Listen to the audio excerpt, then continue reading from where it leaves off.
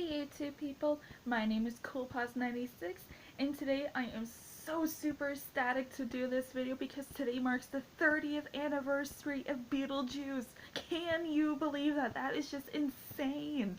So I got my Beetlejuice shirt on, I'm in a Beetlejuice mood today, and in the words of Beetlejuice himself, it's showtime. So Beetlejuice came out on March 30th, 1998, and is one of Tim Burton's most iconic movies to this day. And it was honestly one of the very first Tim Burton movies I saw growing up, so it has a really huge impact on me and how I also got into Tim Burton's other movies as well. Um, Beetlejuice is about a poltergeist, well, quote unquote ghost of the most named Beetlejuice. And in order for him to come into the real world, like our reality, you have to say his name 3 times. Beetlejuice, Beetlejuice, Beetlejuice, and then he shows up. Now when Beetlejuice does show up in the real world, he likes to cause chaos and havoc everywhere he goes, to everything and everyone. And he also does that in the world that he lives in called the Netherworld, which was in the cartoon series in the 90s. That was explained a little bit more than the movie has. Now when the movie came out, it starred surprisingly Alec Baldwin before he had that really huge breakdown and all that. And he was really good in it, I'm not gonna lie. Like, it was good casting choice for him at the time. And Gina Davis, I love her acting. I wish she would get more recognition that she deserves because she's such a phenomenal actress, and she was really perfect for the role of Barbara and whatnot. And you have a young Winona Ryder as Lydia Dees, and then Catherine O'Hara, like so many incredible talents, and Michael Keaton as the main star Beetlejuice himself. Perfect casting choice right there. Now, Beetlejuice is honestly my all-time favorite movie. I have watched it more times than I could count in my entire life. I've seen the cartoon series, again, a lot more times than I could count, and it has such a huge impact on me. Like, I even drew Beetlejuice on my grade 10 art portfolio when I was in high school. It was like this thing we did every year where we had to draw something on our portfolios. So I decided to do Beetlejuice because I was kind of like doing a Tim Burton-esque theme that year. So Beetlejuice has impacted me in a way that, in a good way. I'm gonna say that just to set the record straight, it impacted me in a really good way. Because it was one of my introductions into how abstract Tim Burton's mind is and what he can do with his movies and TV shows. When the movie came out, I was elementary age the first time I saw it, and I'm thinking to myself, wow, this is really, really cool. But at that point in the movie where Beetlejuice said nice effing model, I'm like, ooh, he said a bad word. Because you know how little kids are when it comes to swearing, or at least when I was a little kid. But anyways, Beetlejuice is quite a phenomenon in its own way. It has, like, honestly, I can't even describe how big of an impact it is on me because I've always been androgynous and kind of out there, like an abstract also kind of deal, because I always like to be what society does not want me to be. I have been like that since I was a little kid, and I'm gonna literally be like that until the day I die. So having an influence like Tim Burton and what he did with Beetlejuice, it was just phenomenal. Like, I can't thank the man enough for making that movie because it really changed who I was, but in a good way. But it also made me realize of how, like, I'm just trying to think of how I'm gonna turn this, but with Tim Burton, he has his own thing that he wants to do, and he's like, screw you, society, I'm gonna do what I'm gonna do. And I've always been very proud of people who are doing that. Like, you got Pink, you got Tim Burton, and like so many other amazing people who have done that in the industry. and are still continuing to do it to this day, and I really applaud them for doing that. But aside from that, Beetlejuice, I just love it. I really do. I've, oh my gosh, it's just so amazing. I'm not even kidding. I even have the Banana Boat song, Day-O, Day-O, that song on my phone. I got the main theme from the movie on my phone. I even had the cartoon theme as my ringtone at one point, and I just love Beetlejuice to a T. Like, I even found a Beetlejuice poster on eBay a few days ago that I ordered, so hopefully he's gonna come in soon, because I really want to hang it up. Hopefully at least next to my Gorillaz poster. So, yeah, that is, I'm just a really huge Beetlejuice fan. And again, as you can see, I got this Beetlejuice shirt.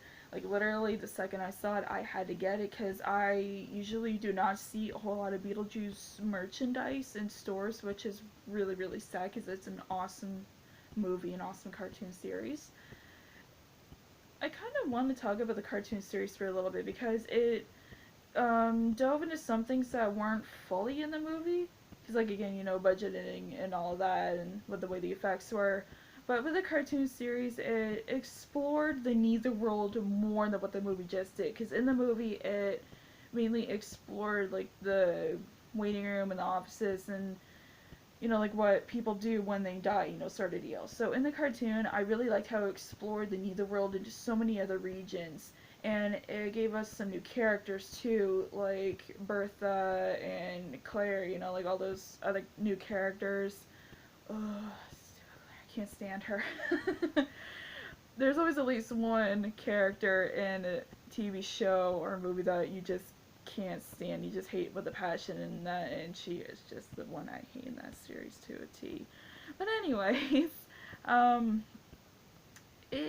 I don't know, I really liked it. One of my favorite episodes was when the Prince of the Netherworld started falling in love with Lydia, because he was literally doom and gloom the whole time. Like, there was literally a rain cloud going over him, just spreading, just raining on him constantly, because he was so down and dreary. Like, he makes Edgar Allan Poe seem less dark and gloomy. No disrespect to the man's work, he was a phenomenal poet, but that's what I mean. Like, and then when he meets Lydia, because she found Beetlejuice because Beetlejuice wanted some money, because he was always into get rich quick schemes, and he found an ad to be the court gesture to make the prince laugh, so everybody in the castle wouldn't be sick all the time, or wouldn't be so sick and tired of the doom and gloom, kind of deal.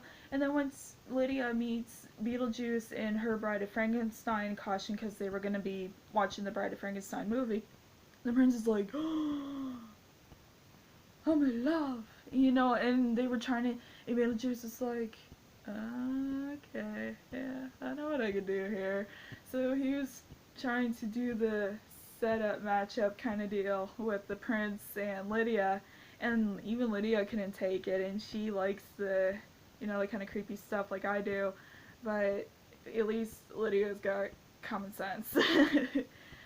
But it was a good episode overall. Like, I just love the cartoon series, and to have Tim Burton as an executive producer on it, it really helped out a lot, because he is so protective of his work, and honestly, I don't blame the guy, because for so many years people were like, why hasn't there been a sequel to this or a sequel to that? And he's like, it's my work. I need to have a say in it. And especially when it comes to the night, like the Nightmare Before Christmas, like, we're finally getting a sequel in a manga form, which I'm really excited about, because, like, I love manga, and I love the Nightmare Before Christmas like a lot of other people do, so I'm excited for that. And it's literally the very first Tim Burton approved sequel by the man himself to be approved for a sequel, so that is really saying something. But back to Beetlejuice. I really am glad that he was an executive producer, because he had, like, some say and control over what was going on in each episode, and possibly with the script and the character designs and all that, because, again, it was his work. He was the one that started it, and he wanted to finish it, which I can't blame him, because you don't get a lot of people who start their own projects and finish it.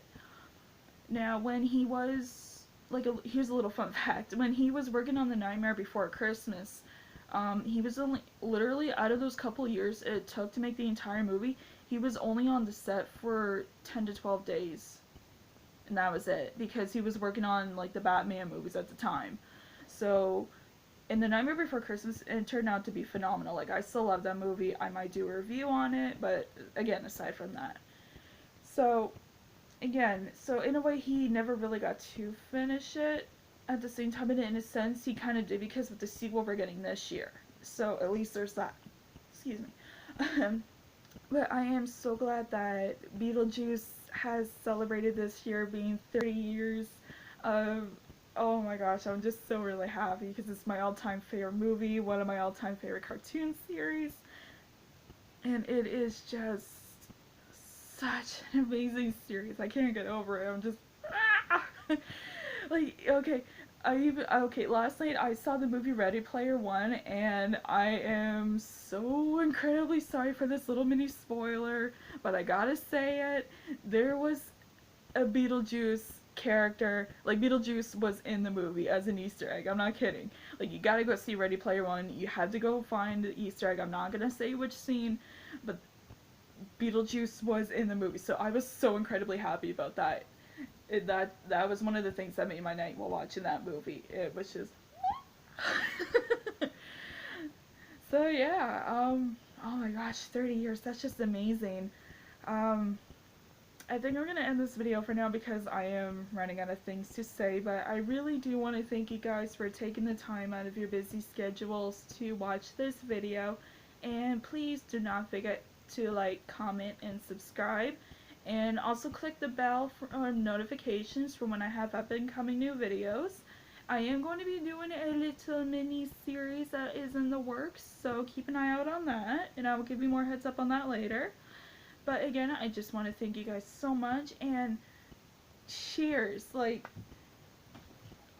I got cranberry juice right now, so this is the only thing I could say cheers with, so cheers to you, Beetlejuice. Here's to another 30 more years and beyond of sheer awesome amazement, and just thank you, Tim Burton, so incredibly much for making this amazing video.